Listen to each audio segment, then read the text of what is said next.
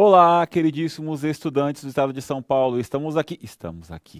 Estou aqui mais uma vez para mais uma aula de língua portuguesa. E por que eu estou aqui e não estamos? Porque a professora Tayana está de férias. Pela última vez, a última vez que eu entrei em contato com ela, ela estava numa conexão entre Madrid e alguma cidade lá da Europa, lá que eu não sei. Mas assim, tá flutuando por aí, tá aproveitando as férias e tá se divertindo muito, né? Descansando. E vocês vão se divertir aqui comigo, porque vamos falar de livros. Hoje vai ser uma aula bem legal.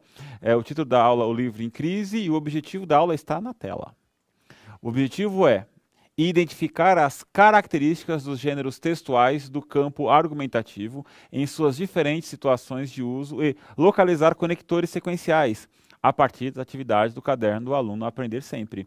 A habilidade está na tela, estabelecer relações lógico-discursivas, analisando o valor argumentativo dos conectivos, analisando em textos de variados gêneros elementos sintáticos utilizados na sua construção.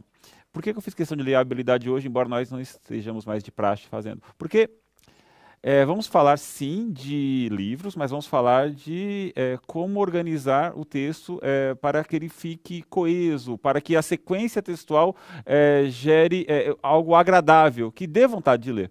Porque vou falar uma coisa para você, querido estudante. Às vezes você escreve o texto e você não para reler. E sabe por que você não para reler? Porque você não sente prazer em lê-lo. Mas, depois de algumas dicas da aula de hoje, você vai sentir o maior prazer em reler o seu texto. E reler, e reler, e reler. E hoje falaremos do livro em crise. Quais são os conteúdos da aula de hoje? Leitura e análise de relato de entrevista para especialistas. Crise do livro no Brasil é crônica, lá do Jornal da USP. E lá no final da aula, coesão referencial e sequencial. Não se esqueça, se você quiser falar conosco de maneira mais detida, de maneira a ter algumas respostas, conversar conosco, comigo, né? Nesse momento é comigo, porque eu estou aqui firme e forte com vocês.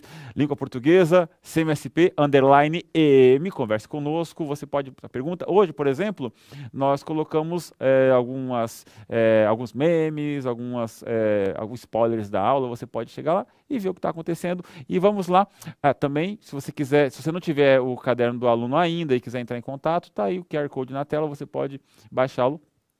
Hoje as aulas estão na página 39 e 40 do caderno do aluno, está aí na tela, fica aí bonitinho, fixa, seria da aula 3, da sequência 3, e já na tela uma pergunta para você, olha aí. 30 segundos para você responder essa pergunta que está na tela, enquanto eu vou enrolando para você ler, para você ter mais tempo e pensar. Você, queridíssimo estudante, professor também, por que não? Mas eu queria, nesse momento, estudantes. Você gosta de ler? Porque, professor, acredito que isso é meio óbvio a pergunta. Então, estudante, você gosta de ler? Seja sincero comigo. Sim ou não? E mais sincero ainda, quantos livros você leu este ano? 0? Nenhum? 1?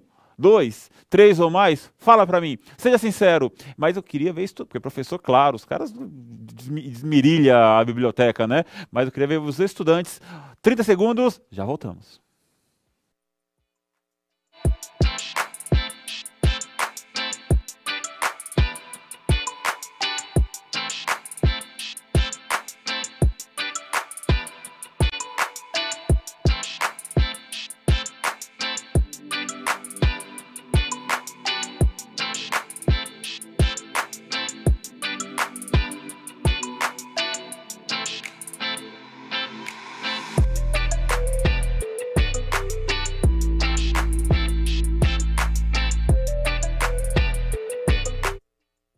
É maravilhoso isso, porque eu estava aqui esperando alguém entrar no chat e falar para mim, sendo que sou eu que tenho que estar no chat agora acompanhando vocês. Muito legal aqui o que vocês estão participando. Deixa eu ver agora, que estava meio perdido. Opa, leitura, gosto de ler muito. Sim, mais de 3, muitos livros. Opa, o pessoal aqui dando boa tarde para nós. Adoro, li 4 livros, isso mesmo, ó, 4 livros. Então, se nós estamos no mês de junho, 4 livros, vai ler 8 no ano. Bacana isso, né? Adoro, li 4, mais. O pessoal dando boa tarde, gosto de ler muito. Pô, mas e aí, eu queria as participações. Ah, tá, a Letícia falando que sim, eu li um livro, 4 livros. Gente, olha, vamos falar sobre a questão da leitura no Brasil. Uma coisa que eu sempre converso com o pessoal, com meus amigos e com vocês agora, sim, porque são meus amigos também, é sobre uma coisa muito específica do Brasil. o fato de o Brasil não ter nenhum prêmio Nobel e nenhum prêmio Nobel de literatura. Aí você fala assim, prêmio Nobel, por que que é o prêmio Nobel? O prêmio Nobel é o maior prêmio que pode ser concedido a um pesquisador, a um escritor, a alguém numa determinada área, né? Significa que a pessoa tem excelência, que a pessoa é boa naquilo. Bom, o colombiano chamado Gabriel Garcia Marques tem um prêmio Nobel de literatura, né? Puxa vida. O peruano Mário Vargas Llosa também tem um prêmio Nobel de literatura. Ó, Peru, Colômbia, não estou nem falando de países considerados ricos, né? Estados Unidos, que também tem, França, Inglaterra. Estou falando de países aqui da América do Sul, do nosso cadinho aqui, do nosso canto. Então, eu não estou respondendo nada, só estou provocando vocês. Por que será que o Brasil não tem um prêmio Nobel de literatura, né? E aí a gente começa a pensar um pouquinho mais sobre a crise do livro no Brasil, a crise da leitura. Na tela, pesquisas, produção e vendas do setor editorial brasileiro. Vamos falar de compra de livro, de compra. Eu quero aqui, agora, eu falei de qualidade quando eu falei do Nobel, agora eu quero falar de quantidade. Fundação Instituto de Pesquisas Econômicas, a FIP, encomendada pela Câmara Brasileira do Livro e pelo Sindicato Nacional dos Editores de Livros. Gente, é claro que quando a gente fala de leitura, qualidade é fundamental. Puxa vida, eu vou falar para você, nem todo livro é bom não, claro que não. E você só vai saber disso se você ler muito. Se você lê muito. É o mesmo que você falar que toda música é boa, que toda, sei lá, não, peraí, você tem que ter um certo critério. Agora, qual é a música boa, qual é a música ruim, qual é o livro bom, qual é o livro ruim? Olha, cada um vai decidir o seu quinhão aí, o que é, o que não é. Mas eu acredito que a partir da quantidade vem a qualidade. E vamos lá, queda real. Olha só, falando de quantidade, a indústria do livro fechou 2018 em queda real, considerando a inflação de 4,5%, ou seja, estão sendo vendidos menos livros no Brasil. Menos, ou seja, se vendiam, 100, eu sei fazer matemática bem básica, se eram vendidos 100 livros, agora no Brasil em 2018 de 100 começou a vender apenas 95,5, 96,5, 93. Vende menos livro, é isso aí. Eu tô mal de conta. Olha só, mas essa conta é fácil, olha só. No Brasil, apenas 4,96 livros são lidos por ano, ou seja, menos de 5 livros em média. Deixa eu polemizar isso com você. Estou só polemizando, eu gosto de polêmica, eu sou desses, né? A professora Tainá foi embora, me deixou aqui para poder fazer a bagunça. Olha só. 5 livros, vou arredondar, 5 livros por ano é a média de leitura de um brasileiro. Eu estou falando 5 livros em torno daquela pessoa que vive de livros, que lê pra caramba, aquela pessoa que não lê livro nenhum. Então é uma média muito baixa, 4,96 livros por ano. Por que 4,96? Porque começa um, termina outro, tal, na média tem aquilo ali, tem aquele número todo. Então é por aí. Olha só, Estados Unidos, país rico, 11 livros são lidos por ano. Menos de um por mês, que eu também acho pouco, mas é o dobro, um pouco mais que o dobro do que é lido no Brasil, né? Novamente falo para vocês, eu estou falando de quantidade, mas aí é uma opinião minha, tá? E acredito que muitos professores também, que da quantidade vem a qualidade. E na França, Europa, 7 livros são lidos por ano, 7 livros são lidos por ano. Aí eu vou falar para você uma coisa, queridíssimo estudante. Em qualquer pesquisa que eu parei para ler na minha vida, não dá o brasileiro como um povo leitor. As pessoas não são as pessoas mais leitoras do mundo. E eu não estou falando do livro que o professor te obriga a ler porque você tem que fazer uma prova. Estou falando de, olha, você está numa tarde ensolarada, eu posso ir para o cinema, posso ir para a praia, posso jogar videogame, posso assistir uma série, preferi ler um livro. Aquele livro para você ler por prazer, por diversão, não um livro que você tem que ler porque você tem que fazer um trabalho de escola, tá bom? Então, olha só, um fato mais importante ainda, agravante, 30% da população nunca comprou um livro sequer. Vou repetir porque isso é grave. 30% da população brasileira nunca comprou sequer um único livro. E eu vou falar de uma pesquisa que eu li há algum tempo. O brasileiro não sabe nem como é que se comporta numa livraria. Por exemplo, eu posso abrir o livro, posso folheá-lo, sei lá, por exemplo, se você vai comprar um livro infantil para o seu filhinho, para o seu irmãozinho, É um livro infantil, tem o quê? 5, 6, 7 páginas. Eu posso lê-lo antes para saber se está de acordo, posso, não posso? Ou seja, como é que se comporta? Ou seja, tem vários problemas quando a gente fala de crise de livro no Brasil. E aí eu trouxe um texto que se posiciona um pouco sobre o assunto e está na página 39 do Caderno Aprender Sempre. E vamos ler juntos, por favor, me acompanhe. Para especialistas, crise do livro no Brasil é crônica. A discussão não é nova, mas precisa ser enfrentada. O livro está em crise no Brasil? Segundo dados da pesquisa Produção e Vendas do Setor Editorial Brasileiro, encomendada à Fundação Instituto de Pesquisa Econômica, a FIP, pela Câmara Brasileira do Livro e pelo Sindicato Nacional dos Editores de Livros, a indústria do livro fechou 2018 em queda real, considerando a inflação de 4,5%. Além do mais, em um país onde, de acordo com o Instituto ProLivro, se lê apenas 4,96 livros por ano, contra 11 nos Estados Unidos e 7 na França, por exemplo, e onde 30% da população nunca comprou um livro sequer, não se pode esperar muito que esse quadro mude, principalmente se os preços estiverem nas alturas. Martins Filho apontou para a crise das megastores, algo que também já vinha sendo vivenciado no exterior. Para o professor, o fechamento dessas lojas revela uma possível inexperiência do empresariado brasileiro, já que ocupam os espaços mais caros de shoppings, mesmo sabendo que o livro nunca foi um produto de grande retorno financeiro. Isso também teria contribuído para que as livrarias começassem a vender outros objetos que não livros, como eletrônicos e artigos de papelaria. Já Verano destacou que é importante observar todos os aspectos dessa crise. Ao mesmo tempo que duas grandes redes entraram com pedidos de recuperação judicial, gerando um efeito cascata que afeta os editores, há uma série de livrarias pequenas que vêm sendo fundadas, seguindo modelos mais antigos, disse. Algumas dessas livrarias tiveram crescimento e podem representar um novo caminho para o mercado editorial. Gente, o texto, ele deixa bem claro que há um problema, ele deixa bem claro que esse problema tem que ser enfrentado, ele tem marcas argumentativas, porque, de certa forma, ele emite opinião sobre o assunto que eu venho tratando com vocês nesta aula. O livro está em crise, as livrarias estão em crise, eu não vou falar nome para não, né? Mas assim, tem uma livraria que eu gosto muito, que ela fechou uma das filiais, justamente a que eu frequentava, então é muito triste isso. E ao mesmo tempo, o texto, ele traz um posicionamento legal. Ele fala assim, puxa vida, é preciso que os livreiros, aqueles que vendem livros, eles se organizem também para poder tirar algum lucro, e também é um ponto importante, que é para nós, né, não aumentar o preço do livro. Porque é importante que o mercado editorial de livro tenha lucro para que livros sejam publicados, e é importante que o livro não seja caro, para que a gente possa comprar livros. E olha que a gente nem está falando de bibliotecas, que aí acessa a bibliotecas públicas, né, na escola, que aí é outro assunto, outra conversa, tá? Aí não dá tempo, é muita coisa.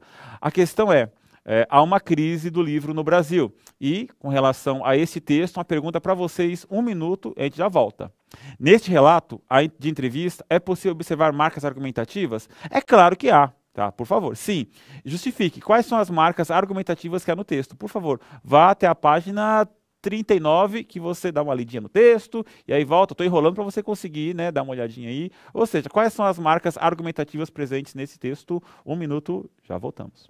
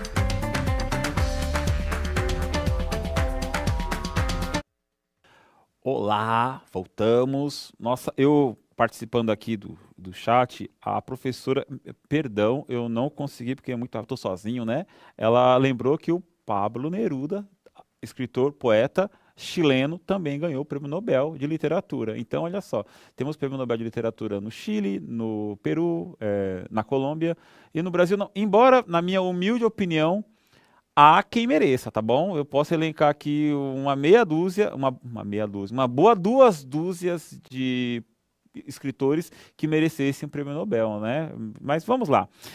Então, estou enrolando para poder sugerir mais respostas. Olha só. Deixa eu ver aqui. As bibliotecas são fundamentais. Ataque, deixa eu ver, livro. No Brasil é muito caro, as pessoas já não se estimulam e com os preços que são praticados no Brasil, contribuem para que mais e mais pessoas deixem de ler. Mas eu queria respostas do texto.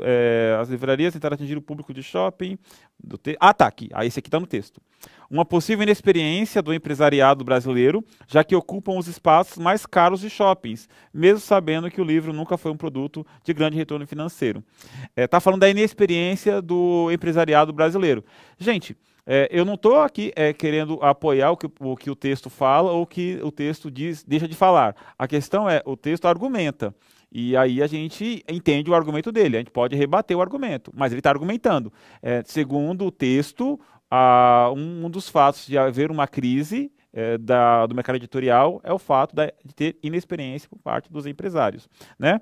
Deixa eu ver, alunos da escola. Sim, existem dados que mostram a crise do livro no Brasil. Sim, os preços altos dos livros. Falando sobre livros, minha matéria favorita. Tá. A Sandra, da professora Aparecida, diz: não se pode esperar muito que esse quadro mude. Na verdade, está argumentando, né? Mas falta dizer uma referência. Sobre os preços que são altíssimos, falando do preço. Tá. E a professora Maria dizendo: nas livrarias estão vendendo artigos de papelaria e eletrônicos?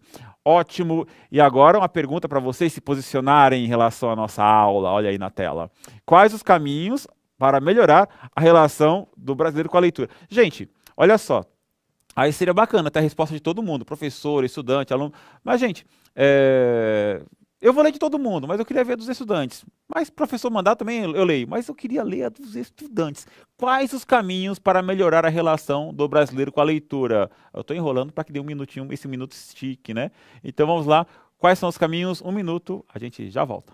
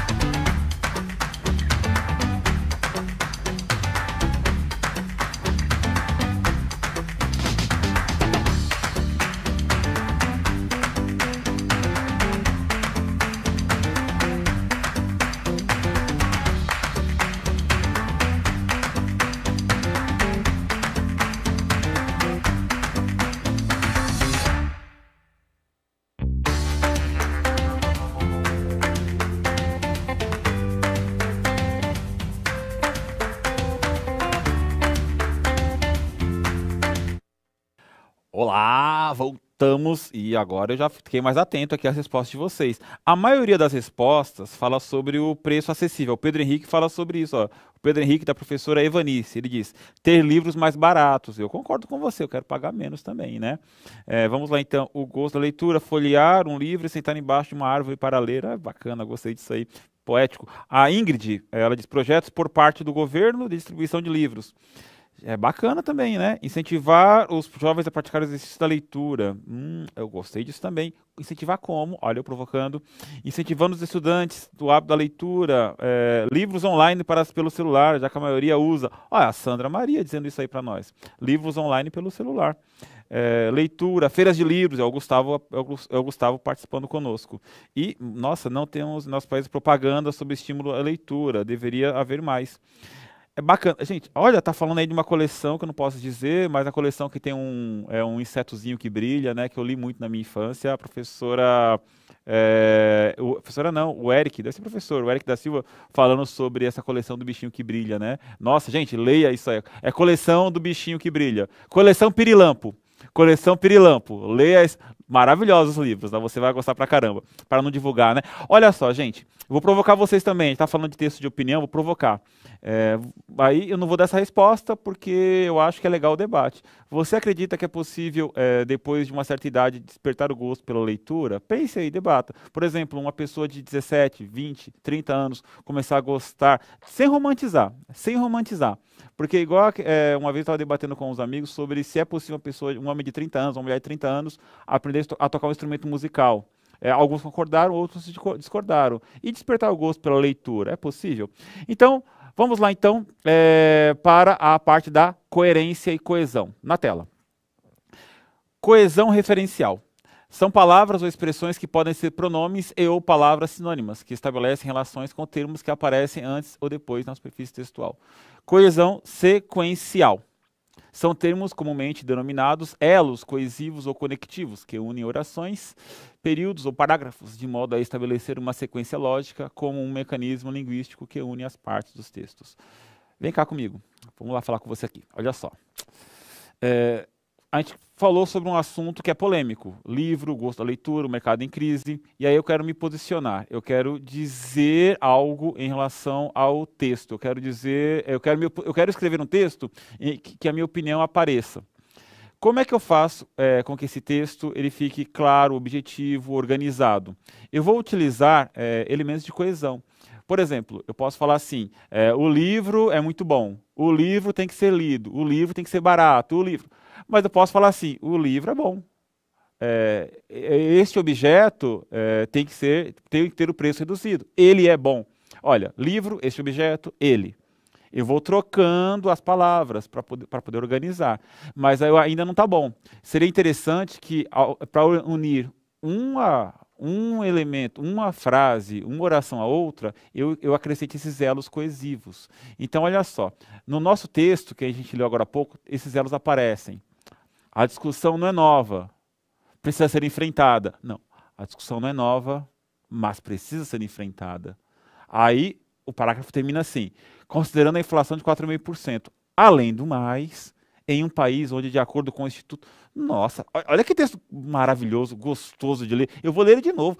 Olha, no finalzinho desse parágrafo, não se pode esperar muito que esse quadro mude, principalmente se os preços estiverem nas alturas. Isso que está grifado em verde são elementos de coesão e organização do texto. E isso é importantíssimo para deixar o texto de leitura agradável. Quer ver mais? Olha só. Martins Filho apontou para a crise das megastores, algo que também já vinha sendo vivenciado. Olha só, eu posso falar assim com você. Martins Filho apontou para a crise das megastores. A crise da megastore vinha sendo vivenciada no exterior. Ou eu posso cortar a palavra megastore e organizar o texto assim, olha. Martins Filho apontou para a crise das megastores, algo que também já vinha sendo vivenciado. E olha lá no final. Uma possível inexperiência do empresariado brasileiro, já que ocupam os espaços mais caros. Eu não repeti, olha só, uma possível inexperiência do empresariado brasileiro. O empresariado brasileiro ocupa os espaços mais caros. Em vez de repetir o termo, já que ocupam. Então, gente, vem aqui para mim, por favor. E olha, sempre que você for escrever seu texto, releia-o, não uma vez, várias vezes. E uma dica. Pede para o seu amigo do lado, a escola está voltando, então manda para a internet, manda pelo Zap, manda para ele ler, tá bom? E procura circular palavras repetidas e procura sinônimos, palavras que se encaixam ali. Você vai ver como o seu texto vai ganhar em grandiosidade. Olha, megastore, loja, procura vendedores de livros, livreiros.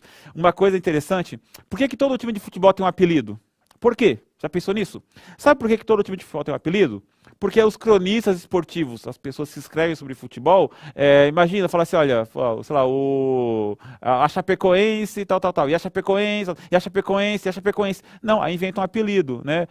O time Alviverde, o time não sei o que lá, o time do técnico não sei o que. Ou seja, para criar outros mecanismos para que o texto fique agradável. Você está lendo Chapecoense do começo ao fim. Mas o texto tem uma agradabilidade, e usei a palavra. Até eu se começar a repetir aqui, vai ficar chato pra caramba. Então faz assim, agora é a sua vez. Responda as atividades do Caderno Aprender Sempre, volume 2, nas páginas 39 e 40. E em caso de dúvida, procure seu professor de língua portuguesa. Ele está lá para você, ele está ávido para ler seu texto. E eu também. Então, se você quiser, envie o que você pensou sobre a aula de hoje, o seu texto, para mim. Língua portuguesa, CMSP, _EM, eu vou adorar ler, mas se você mandar, tenha paciência, porque às vezes chega coisa para caramba lá. Eu adoro, mas às vezes demora um pouquinho. Tá certo? Então, o que fizemos hoje? Hoje fizemos a leitura do relato de entrevista para especialistas, crise do livro no Brasil, é crônica na Jornal da USP, e falamos um pouquinho sobre coesão referencial e sequencial. Até a próxima aula. Aí está o link para você avaliar a aula de hoje. Estive sozinho, diga o que você achou. Estou curioso para saber a sua opinião, tá certo? Sobre o que você pensa de mim aqui, isolado, mas ao lado de todos vocês. Tá certo? Um grande abraço, até a próxima aula, até a próxima. Tchau, tchau. Valeu!